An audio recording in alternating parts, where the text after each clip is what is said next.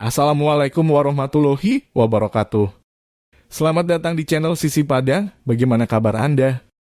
Kami doakan sehat selalu. Kali ini kita akan menyimak ceramah dari Kiai Haji Sainuddin M.Set dengan judul 7 Golongan Penghuni Surga. Sebelum menyimak, silakan subscribe dulu dan nyalakan lonceng notifikasinya agar tidak ketinggalan konten ceramah terbaru dari kami. Selamat menyimak. Assalamualaikum warahmatullahi wabarakatuh. Waalaikumsalam warahmatullahi wabarakatuh. Bismillahirrahmanirrahim. Alhamdulillahi rabbil alamin. Wassalatu wassalamu ala ashrafil anbiya'i wal mursalin Sayyidina wa maulana Muhammadin wa ala alihi wa sahbihi ajma'in, amma ba'du. Saudara-saudara hadirin ma'asyiral muslimin rahimakumullah. Salah satu dari rukun iman yang 6 mengajarkan kepada kita untuk beriman dengan adanya hari akhirat. Hari yang dimulai dengan kehancuran alam ini, yang dalam istilah kerennya disebut the last day of the world, di mana air laut tumpah ke darat, planet-planet bertabrakan, gunung meletus, bumi gempa, lalu semua yang bernama hidup mati. Terjadilah kebangkitan setelah mati itu dalam kehidupan yang disebut kehidupan akhirat. Pada kehidupan akhirat itu Allah jelaskan dalam surah Abasa ayat 34, Yauma yafirrul mar'u min akhihi wa ummihi wa abihi wa sahibatihi wa banihi likulli imri'in minhum yawma idzin sya'nun yughnih. Hari di mana setiap orang akan lari dari saudaranya, dari ibunya dan bapaknya, dari istrinya dan anak-anaknya. Setiap orang pada hari itu disibukkan oleh persoalannya sendiri-sendiri. Sehingga sangat boleh jadi hari itu orang tua tidak lagi sempat memikirkan anaknya. Seorang suami tidak lagi sempat memikirkan istrinya. Seorang teman pun tidak akan sempat memikirkan teman. Tiap orang sibuk dengan persoalannya sendiri-sendiri untuk mempertanggungjawabkan kegiatan hidupnya ketika di dunia ini. Dalam keadaan semacam itu, di mana orang disibukkan dengan persoalannya masing-masing, ada 7 golongan manusia yang mereka tenang-tenang saja. Orang lain bingung, mereka kalem. Orang lain kepanasan, mereka mendapat keteduhan. Siapa mereka? Inilah yang akan kita jadikan pembicaraan pada pertemuan kita kali ini. Bersumber dari sebuah hadis di mana bersabda Rasulullah sallallahu alaihi wasallam, Sab'atun yuzilluhumullahu yawma la zilla illa zilluh. Ada 7 golongan manusia, kata beliau, yang di akhirat nanti akan langsung mendapat perlindungan dari Allah. Padahal hari itu tidak ada lagi perlindungan selain perlindungan Allah. Sehingga lantaran Allah langsung yang melindungi mereka, maka mereka tidak merasakan lagi kepanasan akhirat. Mereka tidak lagi merasakan kebingungan. Mereka tidak lagi disibukkan oleh persoalan, lantaran mereka langsung dilindungi oleh Allah subhanahu wa ta'ala. Siapa gerangan yang 7 orang ini? Marilah kita lihat satu persatu dengan harapan mudah-mudahan kita termasuk salah satu di dalamnya. Amin ya rabbal alamin. Manusia pertama yang langsung mendapat perlindungan dari Allah, kata Nabi, imamun adil, pemimpin yang adil. Siapa sih pemimpin itu? Dan apa artinya adil? Saudara hadirin, secara umum yang dinamakan adil ialah at-tawassut bainal amraini. Orang yang pandai mengambil sikap jalan tengah dari dua persoalan yang dihadapinya. Biasanya tidak berat ke kiri, juga tidak berat ke kanan. Itu yang disebut adil. Orang yang tidak hanya sekedar bisa menuntut kewajiban dari seseorang, tapi juga bisa memberikan hak kepada orang itu juga disebut adil. Lalu pemimpin itu siapa? Setiap kita adalah pemimpin.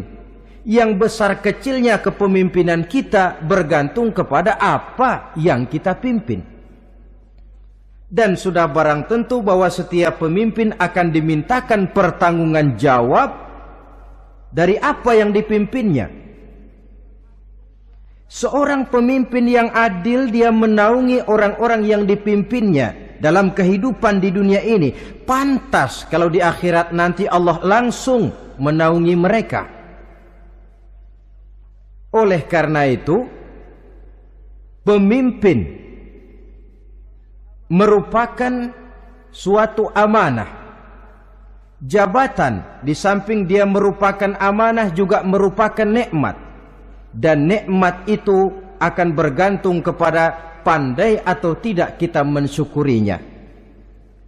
Beberapa contoh dalam sejarah bisa kita lihat. Seorang bernama Umar bin Abdul Aziz.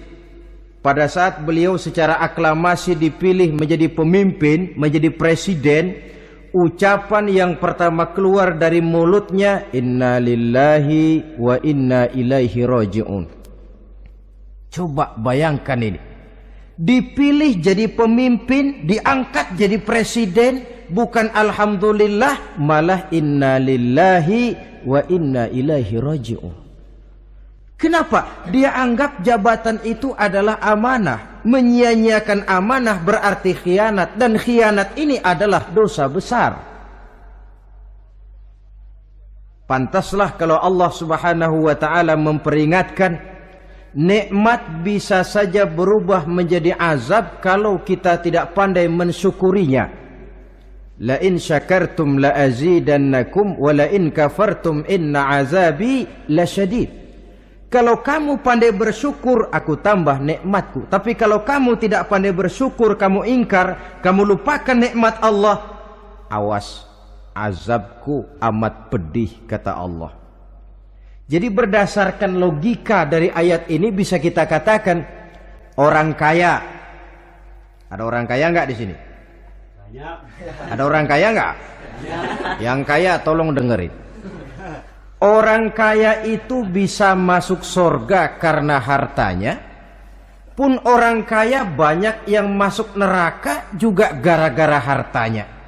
Tergantung syukur apa tidak syukur. Orang alim, ada yang alim di sini? Ada. Tolong dengerin orang alim, yang ustadz, yang kiai. Orang alim bisa saja masuk surga karena ilmunya, dan orang alim pun bisa masuk neraka karena ilmunya. Pejabat, ada pejabat? Banyak. Pejabat itu bisa masuk surga karena jabatannya. Pun pejabat itu bisa masuk neraka karena jabatannya, bergantung syukur apa tidak. Kalau ada orang kaya, hartanya didapat dari jalan yang halal, berusaha menurut yang disyariatkan oleh Allah, lalu hartanya itu tidak cuma untuk ditumpuk 7 turunan, namun juga berfungsi sosial. Dia bantu pembangunan masjid, dia makmurkan majelis taklim, dia santuni yatim piatu. Orang kaya macam itu dengan hartanya, insya Allah bisa sampai ke surga. Tapi kalau ada orang kaya, hartanya didapat dari segala macam cara, asal harta tercapai segala cara halal, perlu jilat atas, perlu injak bawah, perlu sikut kiri kanan, sikut kiri kanan. Setelah dapat harta lalu pelitnya 17 setan. Tidak mau zakat, infak, apatah lagi sodako. Orang kaya macam itu dengan hartanya bisa masuk neraka. Na'udzubillah min. Ada orang alim, dengan ilmunya dia bimbing umat. Dia katakan yang halal itu halal, yang haram itu haram. Dia katakan yang hak itu adalah hak, yang batil adalah batil. Dia tidak peduli apapun resikonya. Orang alim semacam itu dengan ilmunya bisa sampai ke surga. Tapi kalau ada orang alim, dengan ilmunya dia malah membodoh-bodohi orang yang memang sudah bodoh. Yang halal dibilang haram, yang haram dibikin remeng-remeng. Menjadi penjilat kesana kemari. Orang alim semacam itu bisa masuk neraka karena ilmunya. Begitu juga pejabat, pemimpin. Kalau dengan jabatannya sebagai pemimpin dia berlaku adil, menaungi rakyatnya. Orang besar salah dihukum, orang kecil salah juga dihukum. Tidak hanya pandai menuntut kewajiban, tapi juga pandai memberikan hak. Pemimpin yang adil semacam ini mensyukuri nikmatnya jabatannya, dia bisa sampai ke surga karena jabatannya. Tapi kalau dengan jabatannya dia berlaku sewenang-wenang, yang besar salah didiamkan, yang kecil salah segera ditegakkan hukum, hanya pandai menuntut kewajiban dari rakyatnya tapi tidak pandai memberikan hak, maka pemimpin semacam ini lantaran tidak pandai mensyukuri nikmat, bisa saja nikmat itu berubah menjadi azab. Oleh karena itu saudara-saudara, pemimpin menaungi rakyat, pantas kalau di akhirat nanti Allah langsung menaungi beliau. Siapa pemimpin? Tiap kita. Bapak pemimpin di rumah tangganya, ibu pemimpin bagi anak-anaknya, Pak Lurah memimpin di kelurahannya, Pak Camat memimpin di kecamatannya, pemuda pemimpin bagi dirinya sendiri, akan dimintakan pertanggungan jawab. Kalian para remaja yang hadir di sini memimpin dirimu sendiri. Kau akan ditanya, tanganmu kau lebih banyak gunakan buat apa? Kakimu lebih banyak kau bawa jalan kemana? Lidahmu lebih banyak membicarakan apa? Dan hari pertanggungan jawab nanti kalian jangan berharap akan ada saksi dari luar. Saksinya anggota badan kita sendiri.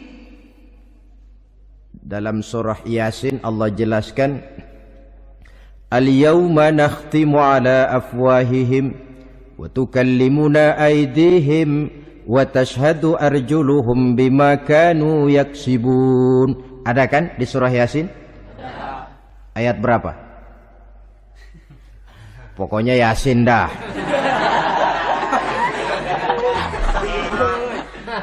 Daripada repot-repot, pokoknya Yasin gitu aja biar urusan lancar.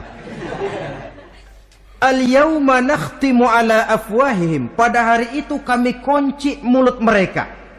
Jadi tidak pandai lagi mulut ini bicara.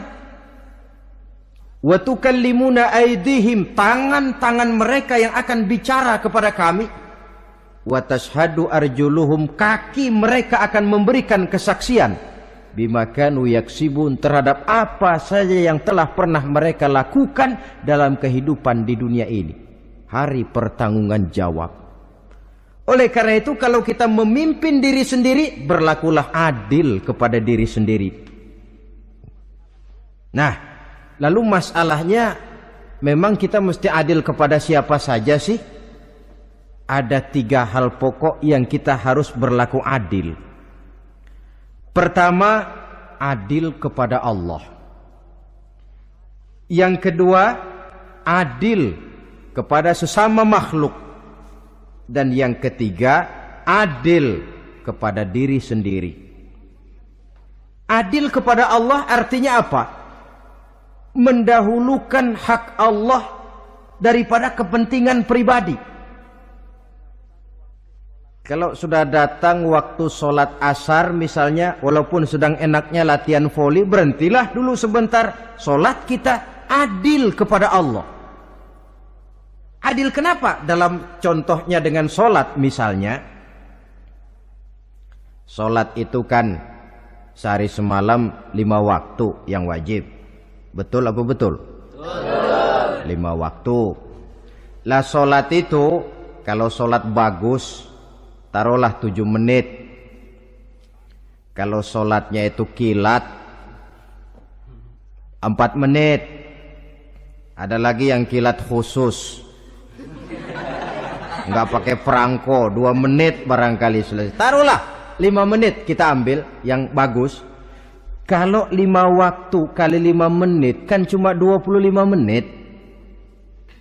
Sementara Allah memberikan kita hidup ini 24 jam sehari semalam. Cuma 25 menit diminta untuk ibadah kepadanya. Tidak sanggupkah kita berlaku adil? 25 menit ini untuk menghadapmu ya Allah. Sementara engkau telah memberikan restannya 23 jam 35 menit untuk hidup dalam sehari semalam. Mendahulukan hak Allah daripada kepentingan pribadi. Adil kepada Allah. Adil kepada yang kedua, adil kepada sesama makhluk. Adil kepada manusia, adil kepada binatang, adil kepada alam. Yang kalau prinsip keadilan itu kita langgar akan membawa efek bagi diri kita juga. Manusia sekarang kan tidak adil kepada alam. Misalnya apa? Hutan ditebangi secara liar. Gunung-gunung menjadi gundul. Akibatnya ketika turun hujan terjadi erosi, banjir melanda kemana-mana, tanah longsor terjadi. Akibatnya terkena manusia juga kalau mereka sudah tidak menjaga keseimbangan alam ini. Adil kepada orang lain, apakah itu namanya tetangga, teman, keluarga. Dan yang ketiga, adil kepada diri sendiri. Bagaimana pengertiannya? Mata ini punya hak untuk tidur, begadang terus tiap malam, tidak adil kepada mata. Nah, ini yang ketawanya paling kencang pasti tukang begadang ini.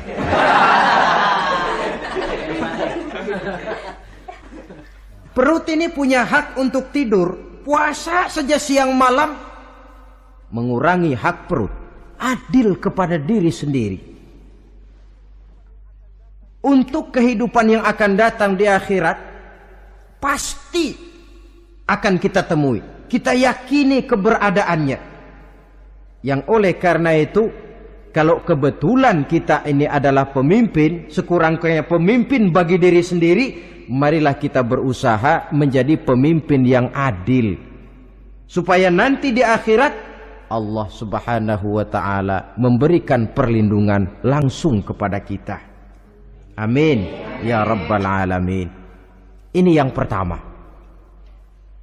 Lalu yang kedua, orang yang akan langsung mendapat perlindungan dari Allah, syab nasha'a fi ibadatillah. Orang muda yang tekun beribadah kepada Allah. Anak muda yang rajin ibadah. Kenapa kok Nabi bilang anak muda, bukan orang tua? Apa orang tua yang rajin ibadah Allah enggak senang? Tentu Allah senang. Cuma Allah lebih senang lagi kalau ada anak muda yang rajin ibadah. Sebab apa? Kondisi psikologis. Kalau ada orang tua rajin ibadah itu mah pantas. Emang udah waktunya.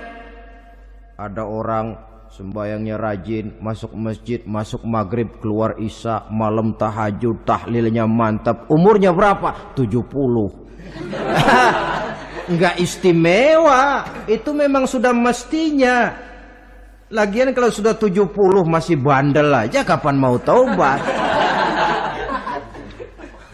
Tapi kalau ada anak muda, darahnya masih mengalir dengan panas, dia masih berusaha mencari bentuk-bentuk kepribadian dalam dirinya, dia masih mudah terpengaruh oleh lingkungan, tapi dia sanggup memblokir itu, disalurkannya di jalan Allah, dia tekun beribadah. Allah cinta betul pemuda semacam itu. Sehingga nanti di akhirat mereka langsung mendapat perlindungan dari Allah Subhanahu wa taala. Selalu pembangunan yang mengarah kepada modernisasi diikuti dengan proses pergeseran nilai.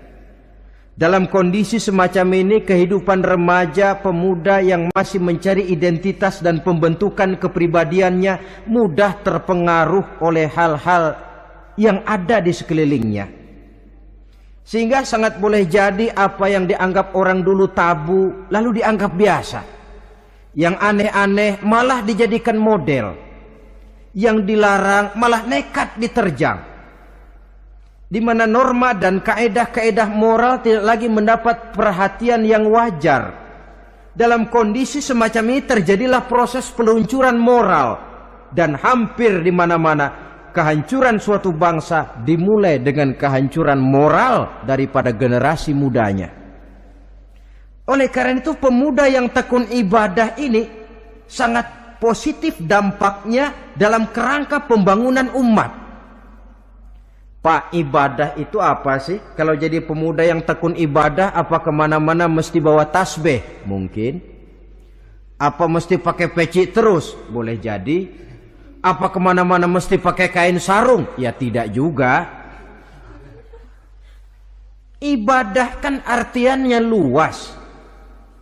Segala perbuatan yang diperintah dan karenanya bertujuan mencapai ridho Allah, itu bernama ibadah.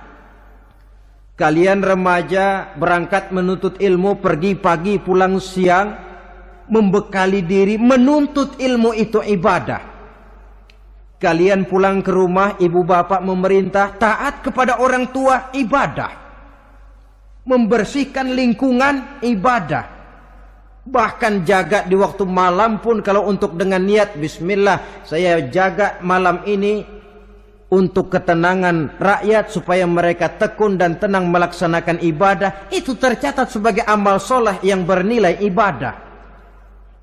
Jadi tidak cuma sekedar sujud, tidak cuma sekedar baca Quran, seluruh aspek kehidupan manusia yang diperintah Allah dan yang bertujuan mencari ridho Allah itu bernilai ibadah. Pemuda yang tekun melaksanakan ibadah kepada Allah. Apalagi terutama adik-adik remaja yang hadir pada kesempatan ini, masa muda itu masa yang paling indah memang. Sampai orang Kulon bilang, there is not delightful memorize. Iya, barat itu kan Kulon. Saya lebih senang pakai orang Kulon saja. There is not delightful memorize and then the youth moment. Bahwa tidak ada masa yang lebih indah selain masa muda. Tapi masa muda yang katanya indah itu sebentar. Sebentar sekali. Kalau kita tidak pandai memanfaatkannya dengan sebaik-baiknya, boleh jadi dia akan hilang tanpa sesuatu yang ada artinya buat hari depan. Dan hari depan itu sebagian besar ditentukan oleh masa muda sekarang ini. Karena itu kepada yang muda saya berpesan, pergunakanlah masa muda itu dalam ketekunan beribadah kepada Allah. Ibadah dalam artian yang seluas-luasnya. Jangan seperti pepatah orang itu. Kelapa muda katanya kupas-kupasin, kelapa tua tinggal batoknya. Selagi muda puas-puasin, udah tua tinggal bongkoknya. Iyalah, kalau dipuas-puasin dalam arti yang positif, boleh. Mumpung masih muda, puas-puasin nuntut ilmu. Mumpung masih muda, puas-puasin ibadah. Mumpung masih muda, puas-puasin berbakti kepada kedua orang tua. Puas-puasin dalam artian yang positif tentu saja bagus. Tapi kalau puas-puasin dalam arti menghambur umur untuk sesuatu yang mubazir, bergadang di pinggir-pinggir jalan, lalu mulai berkenalan dengan morfin, narkotik, ganja, terperangkap oleh budaya-budaya modern yang menyesatkan, terpancing oleh model-model baru yang kelihatannya menarik tapi sebenarnya tidak bermanfaat, entah pada akhirnya akan mendatangkan penyesalan kepada kita saja.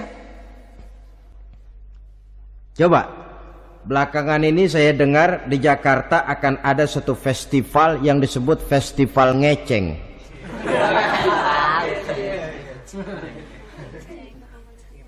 Ngeceng ini kalau bahasa gampangnya nampang. Jadi itu biasanya muda-mudi diri di pinggir-pinggir jalan, pakai kacamata hitam, pakaian warna-warni, rambut dicat sedemikian rupa supaya menarik perhatian. Mereka diri di pinggir-pinggir jalan, nampang, istilah ngepopnya ngeceng katanya. Oh, ini mau diadakan festival, secara langsung atau tidak, festival ini kan mempopulerkan ngeceng jadinya. Yang tadinya orang awam gak kenal, lantaran diangkat ke permukaan jadi terkenal. Kalau sudah terkenal lalu jadi mode, kalau sudah jadi mode, latahan. Boleh jadi nanti akhirnya ngeceng masuk desa. Bukan cuma sekedar ABRI masuk desa, bukan cuma sekedar koran masuk desa, ngeceng pun bisa saja masuk desa. Banyak saluran-saluran positif yang sesuai dengan kreativitas jiwa remaja, ketimbang mengadakan sesuatu yang tidak ada manfaatnya, ketimbang menghabiskan umur untuk sesuatu urusan yang mubazir. Sedangkan umur bukan jatah gratis tanpa batas waktu. Ada pertanggungan jawab. Umurmu kau habiskan di mana? Masa mudamu kau selesaikan di mana? Itu akan dimintakan pertanggungan jawab. Nah, pemuda yang tekun ibadah kepada Allah, dampak positifnya apa? Dia punya sandaran vertikal kepada Allah. Jiwanya besar, jiwanya mandiri. Dan ini yang kita perlukan. Pemuda yang siap jadi pelopor, bukan pengekor. Pemuda yang sanggup mandiri dan bukan membanggakan keturunan leluhurnya. Kata pepatah, wa khairun nasi dzu syarafin qadimin aqama li nafsihi syarafan jadida wa syarrun nasi dzu khumulin idza fakhartahum zakarul jaduda. Generasi yang baik adalah generasi yang punya kejayaan masa lalu, dan buat mereka sendiri mereka mampu mendirikan kejayaan yang baru. Artinya nenek moyangnya memang orang-orang terhormat, tapi dia mampu mandiri mendirikan kehormatan itu bagi pribadinya. Sebaliknya, generasi yang paling jelek adalah generasi pemalas, yang kalau orang lain kelihatan lebih hebat, dia sebut-sebut nenek moyangnya. Lu sih belum apa-apa, bapak gua dong, bapak gua katanya. Lu sih belum apa-apa, om saya dong, tante saya dong. Kerjanya cuma membangga-banggakan leluhur, dia sendiri tidak ada apa-apanya. Ini generasi yang paling jelek. Kalau orang kelihatan lebih hebat, dia sebut leluhurnya, sementara dia sendiri nol nilainya, tanpa ditunjang oleh fasilitas leluhurnya.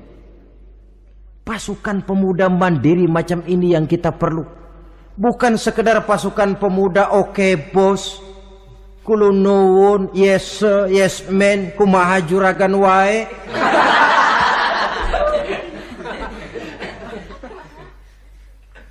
Dan terus terang kita miskin dengan pemuda yang mandiri, yang punya kepribadian, yang berani berkata ya terhadap yang benar dan berani berkata tidak terhadap yang tidak benar. Dari mana ini didapat? Sandaran vertikal dalam bentuk ibadah kepada Allah akan memantapkan jiwa, membersihkan hati, sehingga dia akan berfungsi seperti radar. Sandaran vertikalnya cuma kepada Allah. Inilah dampak positifnya. Karena itu, tentu saja kita berharap sekurang-kurangnya pemuda-pemudi yang hadir pada kesempatan ini menjadilah pemuda-pemudi yang tekun beribadah kepada Allah. Amin. Amin. Nah, baiklah ya. Itu tadi yang kedua. Kita lanjutkan sekarang yang ketiga. Orang yang akan langsung mendapat perlindungan dari Allah. Kata Nabi, rajulun qalbuhu mu'allakun bil masjidi. Seseorang yang hatinya selalu terpaut kepada masjid. Apa arti terpaut kepada masjid ini? Apa orang yang gak pernah keluar-keluar dari masjid? Tentu saja bukan. Apa gunanya di dalam masjid terus kalau kerjanya cuma tidur doang? maksud terpaut kepada masjid ini, hatinya selalu berpikir bagaimana memakmurkan masjid. Jasadnya boleh saja ada di kantor, boleh saja ada di pasar, boleh ada di sawah, boleh ada di ladang, tetapi hasil daripada usahanya dia lalu berpikir bagaimana memakmurkan masjid. Sebab apa? Masjid merupakan center of activity, pusat daripada kegiatan umat. Kalau kita lihat fungsi masjid di zaman Rasul, di masjid beliau berdakwah, di masjid beliau mengatur negara, di masjid beliau mengadakan perundingan, di masjid beliau bermusyawarah dengan para sahabat, pusat daripada kegiatan umat. Dan memakmurkan masjid ini dasarnya tidak lain karena iman kepada Allah. Prinsipnya bagaimana kita menghidupkan masjid dan bukan mencari hidup di masjid. Kalau sudah prinsipnya dibalik, bukan menghidupkan masjid tetapi mencari hidup di masjid, saya khawatir masjid akan ambruk. Nyatanya kadang-kadang masjid kita ini fungsinya belum maksimal. Kadang-kadang ada kok masjid yang bukanya cuma seminggu sekali. Jumat pagi jam 9 masjid buka, Jumat jam 2 tutup, buka-buka lagi Jumat depan. Seminggu sekali. Kelemahan lainnya manajemen masjid, terus terang sajalah kita bicara. Kadang-kadang pengelolaannya ketua masjid bapaknya, khatib mantunya, sekretaris ponakannya, imam Bilal cucunya. Gak ada orang lainnya. Ya kalau bagus kepengurusannya tidak apalah. Tapi kadang-kadang kelemahannya ialah bagaimana menciptakan manajemen masjid yang baik sehingga masjid bisa berfungsi sebagaimana fungsinya di zaman Rasulullah sallallahu alaihi wasallam.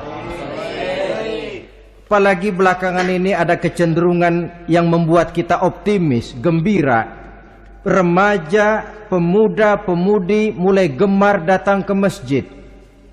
Berkumpul membentuk remaja masjid, remaja musola, mengadakan kegiatan majelis taklim yang mingguan, yang bulanan, aksi sosial, yang semuanya bermuara dari kehidupan masjid.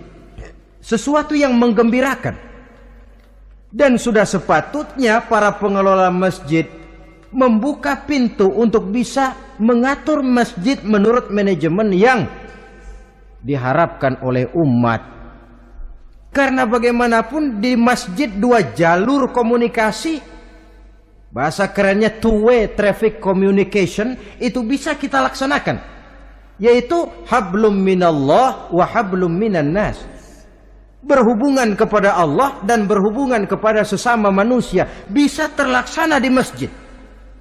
Berhubungan dengan Allah jelas saja lewat sholat misalnya. Berhubungan dengan sesama manusia jelas saja lewat musyawarah, lewat majelis taklim, lewat kegiatan-kegiatan yang mensyiarkan agama. Dan begitu selanjutnya. Saudara hadirin yang saya hormati, memakmurkan masjid sebagai rumah Allah. Sebab dalam hadis kursi Allah katakan, inna buyuti fil ardi al masajid wa inna zuwari fiha ummaruha. Rumahku di permukaan bumi adalah masjid-masjid, kata Allah. Dan orang-orang yang memakmurkan masjid, orang yang datang ke masjid adalah tetamuku. Kalau Allah memerintahkan kita menghormati tamu, tentu Allah lebih tahu bagaimana menghormati tamunya sendiri. Allah mengajarkan kita, hormatilah tamumu. Sekarang kita yang menjadi tamunya Allah dengan datang ke masjid, dengan memakmurkan masjid, Allah lebih tahu menghormati tamunya. Ini yang ketiga. Yang keempat, hadirin, orang yang langsung mendapat perlindungan dari Allah itu rajulani tahabba fillahi ijtama'a alaihi wa tafarraqa alaihi. Dua orang yang menjalin persaudaraan, yang bertemu dan berpisah karena Allah, bersaudara karena Allah. Bukan karena orang punya pangkat tinggi lalu kita temani, bukan karena orang kaya lalu kita dekati, tetapi karena Allah. Kau di jalan Allah, mari kau saudara saya. Kau keluar dari jalan Allah, maaf sajalah, bawalah dirimu sendiri, saya akan membawa diri saya. Lebih baik sendiri daripada berteman jahat. Berdua memang lebih baik daripada sendiri, tapi sendiri lebih baik daripada berteman jahat. Maksudnya apa ini? Sederhana dalam benci, sederhana dalam cinta. Ukurannya Allah. Al-Quran mengisyaratkan, wa asa an tuhibbu syai'an wa huwa syarrul lakum, wa asa an takrahu syai'an wa huwa khairul lakum. Sangat boleh jadi, kata Allah, kamu menyenangi sesuatu padahal akibatnya tidak baik bagi kamu. Dan sangat boleh jadi kamu membenci sesuatu padahal akibatnya baik bagi kamu. Nah, mari kita lihat. Kalau orang bersaudara cuma karena temannya itu punya pangkat tinggi, saya yakin kalau temannya pensiun, persaudaraannya akan selesai sampai di situ. Kalau kita mencari teman cuma karena dia kaya, satu saat dia jatuh bangkrut, jatuh miskin, persaudaraan akan selesai sampai di situ. Tapi kalau karena Allah yang bisa memisahkan kita apabila orang sudah keluar dari jalur yang diridhoi oleh Allah Subhanahu wa taala.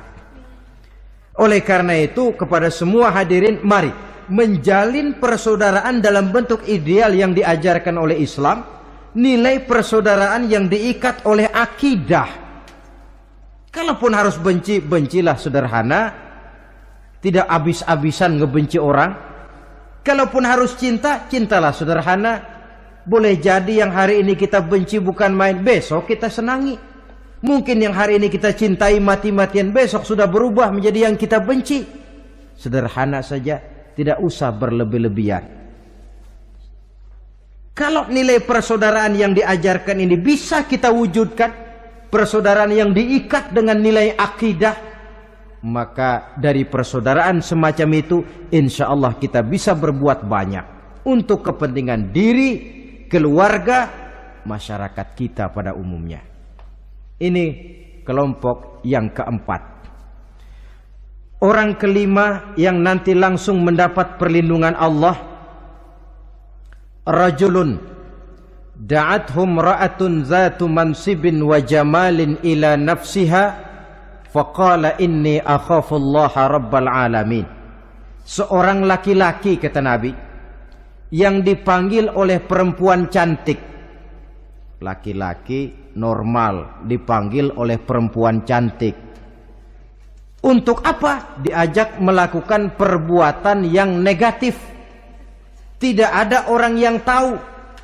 Tempatnya sepi. Apa yang terjadi? Orang ini berkata, inni akhafullaha rabbal alamin. Maaf saja, saya takut kepada Allah. Orang yang bermoral nanti di akhirat langsung dilindungi oleh Allah. Tidak mudah jatuh oleh bujuk rayu.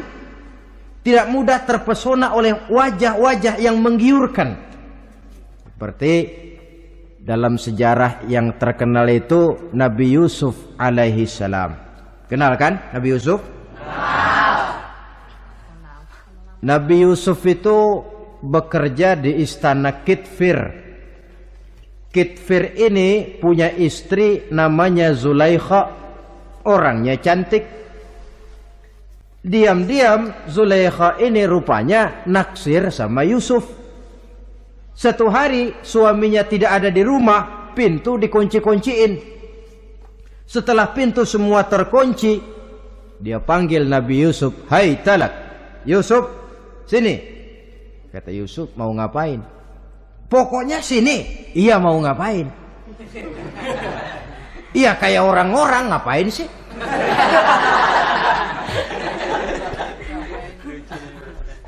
Sebenarnya ini Zulaikha senang kepada Yusuf, Yusuf pun demikian. Walaqad hammat bihi wa hamma biha. Zulaikha menyenangi Yusuf, Yusuf pun menyenangi Zulaikha. Tapi apa? Walaula an ra'a burhana rabbih. Andai kata Yusuf tidak melihat peringatan Tuhannya, letter S, Yusuf, ini bukan pekarangan ente, dilarang parkir di sini. Sehingga walaupun tidak ada yang tahu, tidak ada yang melihat, Nabi Yusuf selamat dari bujuk rayu Zulaikha, mempertahankan nilai-nilai moral di tengah kemajuan zaman. Memang merupakan pekerjaan yang tidak ringan, merupakan pekerjaan yang sangat berat. Akan ada saja cobaan, akan ada saja gangguan yang kita temui di sepanjang perjalanan hidup ini. Tapi sebaliknya, kalau orang sudah tidak lagi menjunjung moral yang tinggi, lalu hidup menurut selera sendiri-sendiri, ya kita lihatlah lahirnya kebudayaan kumpul kebo yang diawali dengan free sex yang mengarah kepada summon living alias hidup bersama tanpa nikah. Memang sebabnya boleh jadi macam-macam. Mungkin karena broken home, nggak merasa diperhatikan di rumah, ibu bapak sibuk lalu anak mencari kesibukan sendiri. Mungkin karena tekanan ekonomi dalam kehidupan miskin, lalu ada yang menawarkan kerjaan, tidak taunya malah dilemparkan ke lembah hitam. Mungkin juga karena pengaruh pergaulan dari lingkungan baik-baik lalu berteman dengan yang tidak baik, hanyut di telan arus pergaulan. Mungkin juga pengaruh kebudayaan yang dia tonton, buku yang dia baca, film yang dia lihat, ikut mewarnai dan membentuk kepribadiannya. Tapi apapun alasannya, satu hal yang jelas, semuanya berangkat dari rapuhnya pegangan orang kepada nilai-nilai agama. Sebab sumber nilai moral yang tertinggi tidak lain agama adanya. Intinya apa? Intinya tidak lain, orang yang beragama itu meyakini bahwa kemanapun dia pergi, dimanapun dia berada, Allah selalu melihat yang dia lakukan. An ta'budallaha ka'annaka tarahu fa illam takun tarahu fa innahu yaraka. Begitu yang kita pelajari dalam ihsan. Engkau beribadah kepada Allah seolah-olah kau lihat Allah. Kalaupun Allah tidak kau lihat, yakinlah Allah melihatmu. Jadi kalau saya sendiri, yang kedua itu Allah. Dibujuk rayu oleh cewek cakep, ayo dah bang, nggak ada orang, kita cuma berdua. Dia bilang enggak, kita nggak berdua, bertiga. Berdua bang, bertiga. Yang ketiga siapa? Lu, gue, Allah, tiga.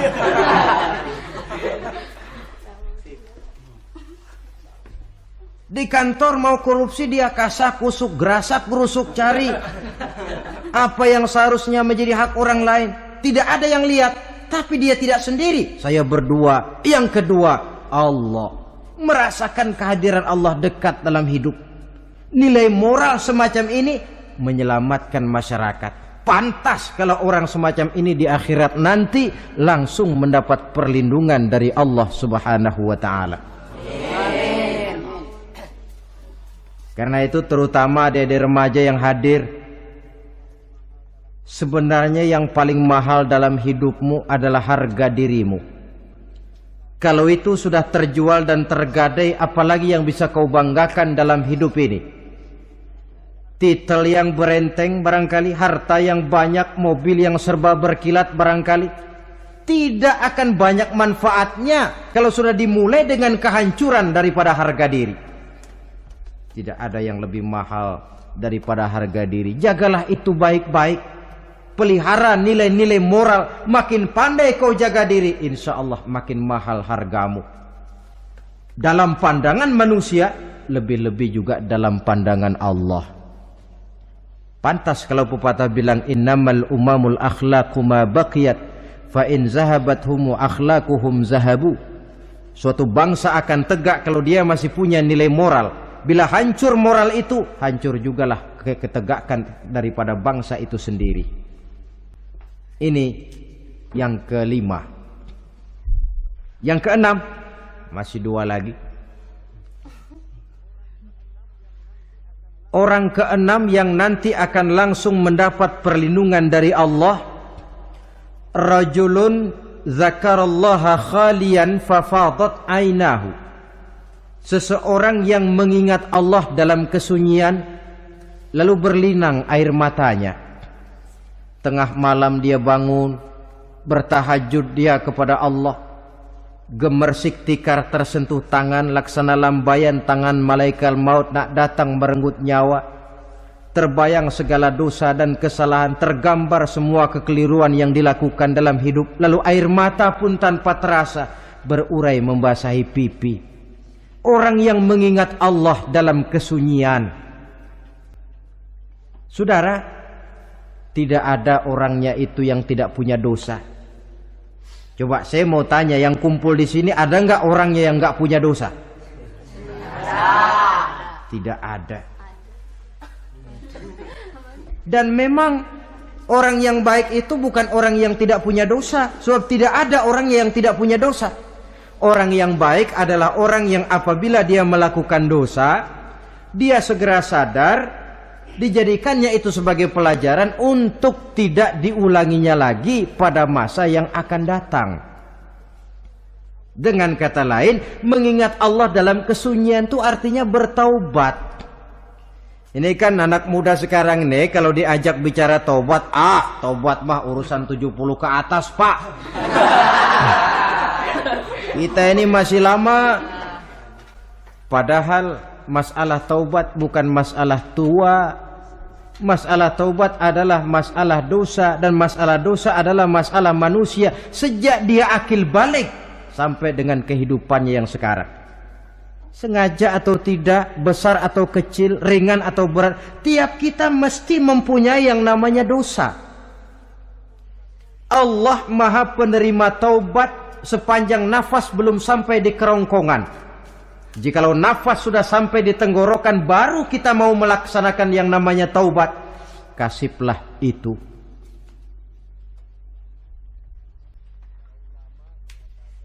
Para ulama mengatakan, la saghair ma'al istimrar wala kabair ma'al istighfar. Tidak ada dosa kecil kalau ditumpuk terus, dan tidak ada dosa besar kalau diikuti dengan istighfar, permohonan ampun kepada Allah. Jadi jangan menganggap ini dosa kecil, ini dosa kecil, ditumpuk-tumpuk lah jadi gede juga. Tidak ada dosa yang kecil kalau dikerjakan terus-menerus, dan tidak ada dosa yang besar kalau diiringi dengan istighfar. Dalam kehidupan ini apabila dosa sudah bertumpuk, maksiat merajalela, munkarat menjadi jadi, Allah tidak akan segan-segan menurunkan azab. Azabnya itu bisa dalam bentuk bencana alam, banjir namanya, kebakaran merajalela namanya, gempa bumi namanya, bendungan pecah namanya, reaktor atom bocor namanya. Namanya boleh jadi macam-macam. Sebab apa? Al-Quran memberikan jaminan, wa ma kana Allahu liyu'adzibahum wa hum yastaghfirun. Allah tidak akan menurunkan azab selama di tengah masyarakat manusia masih banyak orang yang istighfar kepada Allah. Jadi hakikatnya kita ini berhutang jasa kepada orang yang rajin sujud, rajin mohon ampun kepada Allah. Lantaran mereka barangkali azab tidak diturunkan oleh Allah kalau melihat banyaknya sudah munkarat dan maksiat. Mengingat Allah dalam kesunyian, tengah malam, waktu yang mustajabah, terutama sepertiga malam yang akhir, situasinya lain. Gak percaya boleh coba lah, nyoba kan gak bayar. Coba kalian bangun tengah malam, tahajud, kalian akan menemukan satu suasana yang lain daripada misalnya kalau kalian sembahyang zuhur tengah hari panas terik di tengah banyak orang. Hati bergetar. Segala kekeliruan yang pernah kita kerjakan lalu terbayang, dan air mata tanpa terasa, tanpa diundang bahkan berurai membasahi pipi. Ya Allah, alangkah nikmatnya suasana macam itu. Menciptakan perasaan dekat dengan Allah. Terwujud kedamaian batin, dan ini yang banyak dicari orang sekarang, yang kadang-kadang karena terlalu ingin mencari kedamaian lalu keliru jalan, yang bertapa di goa-goa katanya nyepi dari kehidupan manusia, memencilkan diri dengan cara-cara yang mereka atur sendiri. Tidak macam itu. Quran punya resep. Ala inna bidzikrillahi tatmainnul qulub. Ketahuilah dengan banyak mengingat Allah, hati menjadi tenang, jiwa menjadi lapang, pikiran menjadi damai. Ini resep Islam untuk mencapai ketenangan jiwa. Mengingat Allah dalam kesunyian. Saudara hadirin yang saya hormati, ini aspek daripada ibadah. Jadi dengan kata lain, masalah mengingat Allah dalam kesunyian, mengingat dosa bukan urusan orang tua, tapi masalah manusia. Siapapun adanya, sejak dia akil balik, mesti entah kecil besar, entah sedikit entah banyak, ada kesalahan yang dilakukannya. Karena itu, kalau kita masih diberikan kesempatan untuk hidup, artinya Allah masih memberikan kesempatan kepada kita untuk memperbaiki diri. Nanti kalau sudah sangkakala ditiup, alam hancur seperti yang saya jelaskan di awal tadi, sudah tidak sempat lagi, yang tinggal menyesal. Ada yang meratap lalu berkata, ya laitani kuntu turaba. Dalam Quran, aduh andai kata kita bisa balik jadi tanah aja dah dulunya, jangan jadi orang. Kalau dulu kita tetap jadi tanah mah nggak tanggung jawab apa-apa. Dijadiin orang sekarang mesti tanggung jawab. Bagaimana ini? Bingung.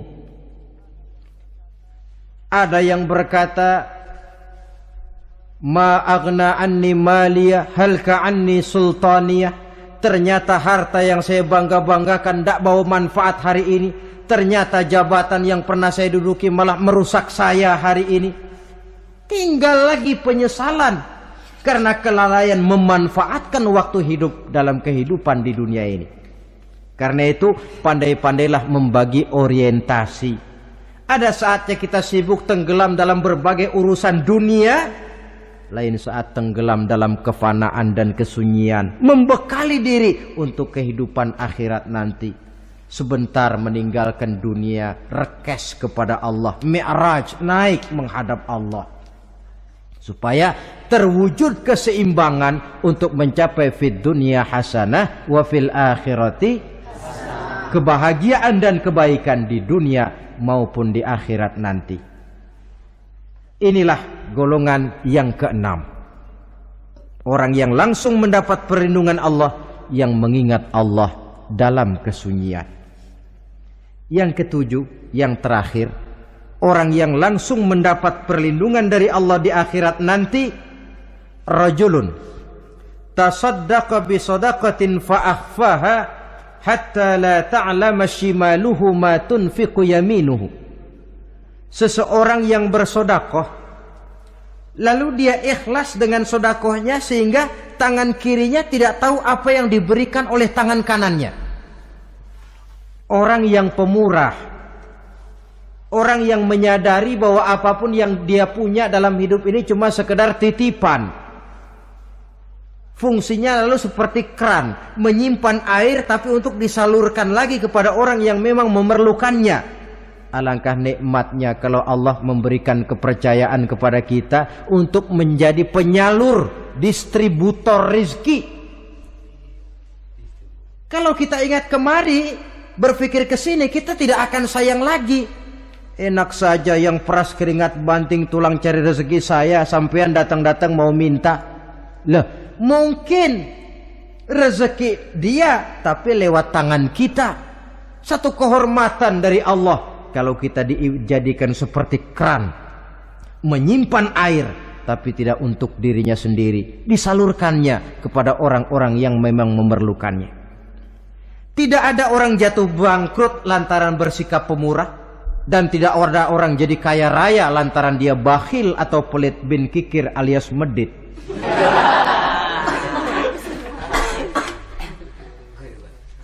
Dalam kitab Riyadhus Shalihin kita baca, tiap pagi ke alam ini turun 2 malaikat.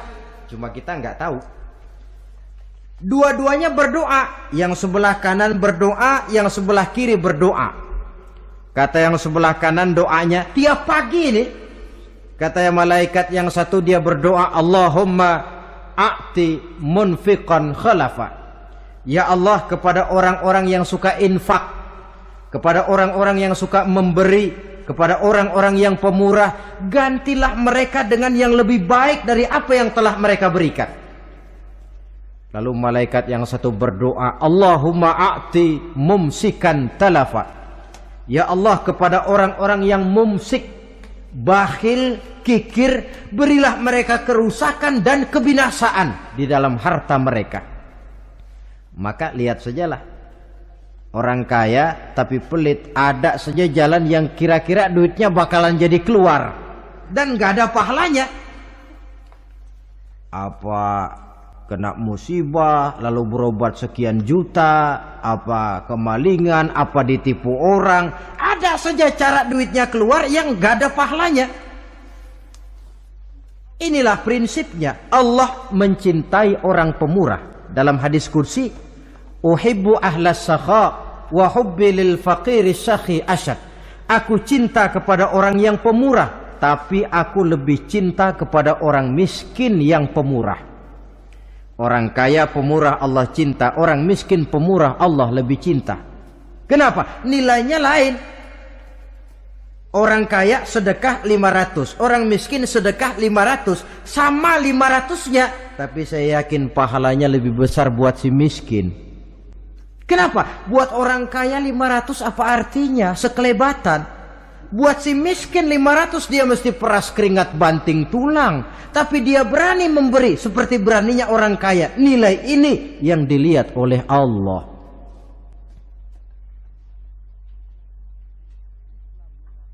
Islam mengakui hak milik pribadi, tapi harus berfungsi sosial. Di dalam harta yang kita miliki itu ada haknya masjid, ada haknya yatim, ada haknya madrasah. Dan Allah subhanahu wa ta'ala bisa, saya katakan di awal tadi, merubah nikmat menjadi azab kalau kita tidak pandai mensyukurinya. Bersyukur kalau diberikan harta artinya mempergunakan harta itu sesuai dengan kehendak yang memberinya. Allah memberikan harta kepada kita. Apa yang Allah kehendaki? Supaya harta itu berfungsi sosial. Milik pribadi silahkan, tapi berfungsi sosial dalam kehidupan. Kita terus terang saja, umat Islam ini bukan tidak punya potensi, tapi tidak pandai menginventarisir potensi. Apa tidak ada orang Islam yang kaya? Banyak. Yang belum banyak yang mau berbuat atas nama dan untuk kepentingan agamanya. Kalau buat pribadinya, berani bukan main. Itulah yang sering diungkapkan orang, pembangunan pesantren terlunta, ya, asrama yatim piatu tidak terurus. Ada orang membangun masjid, meletakkan batu pertama sekaligus jadi batu terakhir. Setelah itu la yamutu wa la yahya, mau dibilang hidup tidak kelihatan geraknya, mau dibilang mati pun tidak ketahuan kuburannya. Kurangnya kesadaran akan arti amanah dan titipan dari Allah. Lahirlah korun-korun abad 20. Kalian tahu sejarah korun? Saking kayanya korun, kunci gudang hartanya itu saja onta yang bawa. Itu baru kunci itu. Onta yang bawa. Ketika orang tanya, "Anna laka hadza ya korun?" Hartamu begini banyak, dari mana kau dapat korun? Ya saya usaha, tidak ada hubungannya sama Tuhan katanya. Apa yang terjadi? Lantaran kekurang ajarannya melupakan nikmat, korun dan seluruh harta bendanya ditenggelamkan Allah oleh gempa bumi. Makanya orang sekarang kalau dia macul ketemu harta, apa katanya? Gue dapat harta karun. Peninggalan si korun itu barangkali dahulunya. Saudara-saudara, oleh karena itu, kalau kita oleh Allah diberikan amanah berupa harta, pandailah bersyukur dan jadilah orang yang ikhlas dalam bersedekah. Nah, inilah pertemuan kita pada kali ini. Walaupun singkat, mudah-mudahan sekali lagi kita termasuk salah satu di antara 7 golongan yang di akhirat nanti langsung mendapat perlindungan dari Allah. Terima kasih banyak atas segala perhatian. Mohon maaf atas segala kekurangan. Usikum wa nafsi bitaqwallah. Wassalamualaikum warahmatullahi wabarakatuh.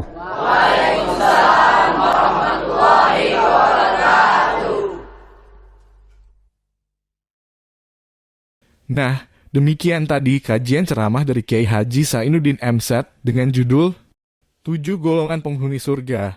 Semoga bermanfaat bagi kita semua. Amin. Wassalamualaikum warahmatullahi wabarakatuh.